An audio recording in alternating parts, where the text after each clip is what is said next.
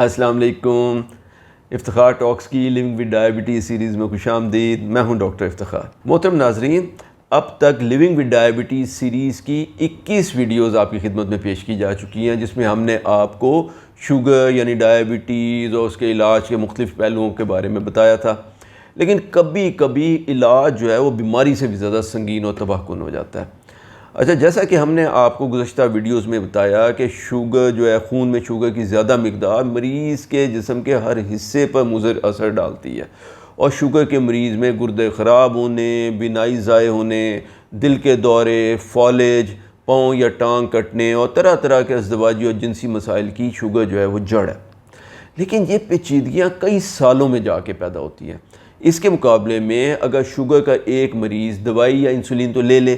لیکن اس کے بعد کسی وجہ سے اس کا کھانا اگر مس ہو جائے تو اس کے خون میں شوگر کی لیول خطرناک حد تک کم ہو سکتی ہے. اس کو ہائپوگلائسیمیا کہتے ہیں. اور ہائپوگلائسیمیا مریض میں شدید کمزوری، بے ہوشی اور حتیٰ کہ فوری موت کا سبب بن سکتا ہے. اسی لیے یہ بہت ضروری ہے کہ شوگر کے وہ تمام مریض جو اپنی شوگر کے کنٹرول کے لیے کوئی دوائی، گولی یا انسولین کا استعمال کر رہے ہیں، ان علامات کو پہچان سکیں جو ان کو بھی اور ان کے آس پاس موجود فیملی کے دیگر افراد کو بھی ان کی شوگر کی لیول میں خطرناک حد تک اگر کمی ہو جائے تو اس کا پتہ دے سکیں.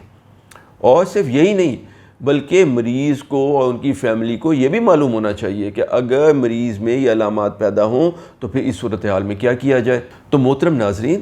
شوگر کے مریض میں جب بلڈ شوگر لیول کم ہو کے خطرے کو نشان کو چھوتی ہے تو سب سے پہلے جو علامت آتی ہے وہ تو یہ ہے کہ مریض کے ہاتھوں میں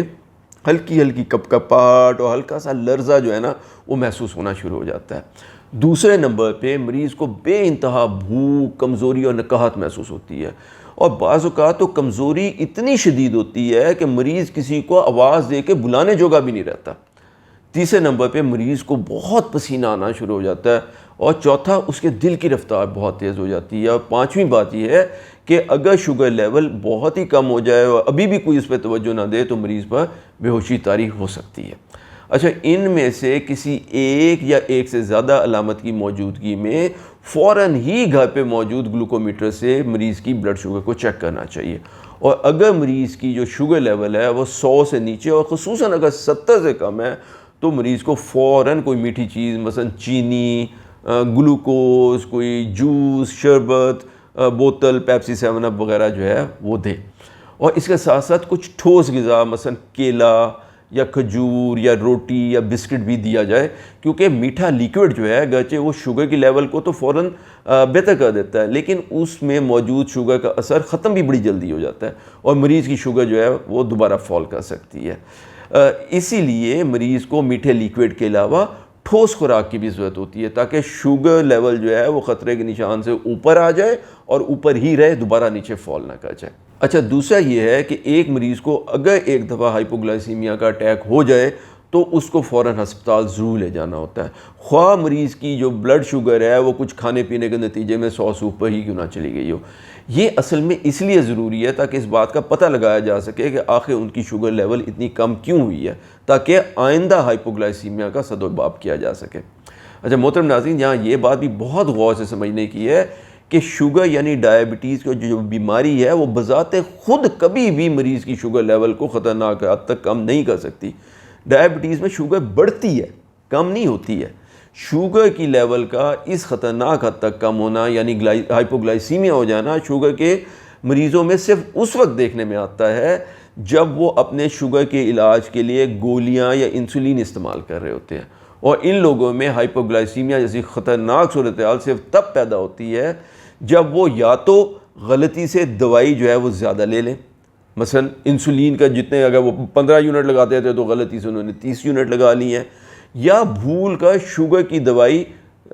2 مرتبہ کھا لیں کہ ایک دفعہ دوائی کھا لی تھی لیکن پھر یاد نہیں رہا تو گولی دوبارہ کھا لی تو ڈبل ڈوز کھا لی. یا پھر ایسا ہو سکتا ہے کہ مریض نے دوائی تو کھا لی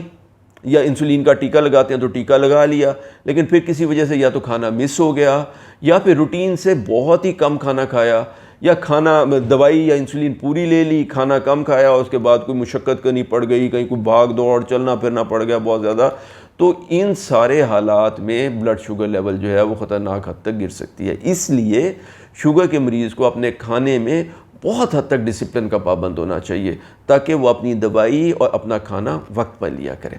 لیکن ان تمام احتیاطوں کے باوجود شوگر کے مریض میں ہائپوگلائسیمیا کا خطرہ بہرحال موجود رہتا ہے۔ اس لیے انہیں چاہیے کہ سب سے پہلے تو اپنی دوائی، انسولین اور خوراک بہت احتیاط سے اپنے اپنے وقت پہ لیا کریں۔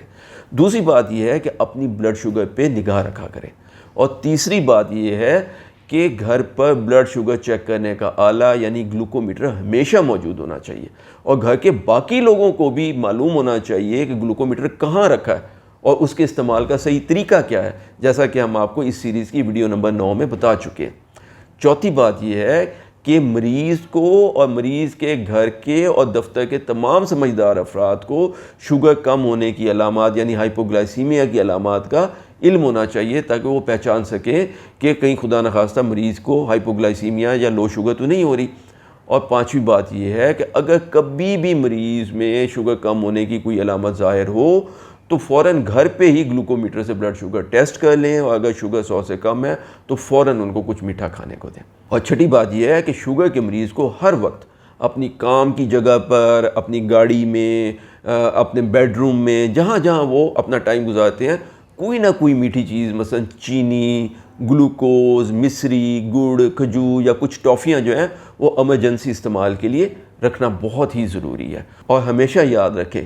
کہ شوگر کا کم ہونا یعنی ہائپوگلائسیمیا نہ صرف جان لیوا ہونے کی حد تک خطرناک ثابت ہو سکتا ہے، بلکہ یہ ہمیشہ دوائی یا خوراک میں بے احتیاطی کا نتیجہ ہوتا ہے۔ ہماری دعا ہے کہ اللہ ہمیشہ آپ کو اپنے حفظ و امان میں رکھے۔ اگر آپ کو ہماری آج کی یہ ویڈیو پسند آئی ہو تو اسے لائک ضرور کیجئے، اور اپنے ان دوستوں اور عزیزوں کے ساتھ شیئر بھی ضرور کریں جن کو ڈائبٹیز ہے، صدقہ جاریہ کے طور پہ۔ اور ہمارے چینل افتخار ٹاکس کو سبسکرائب کریں، اور ہاں بیل آئیکن ضرور دبائیے تاکہ ہماری ہر نئی ویڈیو کا نوٹیفیکیشن آپ کو ساتھ کے ساتھ جو ہے وہ ملتا رہے۔ اپنا اور اپنے آس پاس کے لوگوں کا بہت خیال رکھیں۔ اللہ ہم سب کا حامی و ناصر ہو۔ السلام علیکم ورحمۃ اللہ وبرکاتہ۔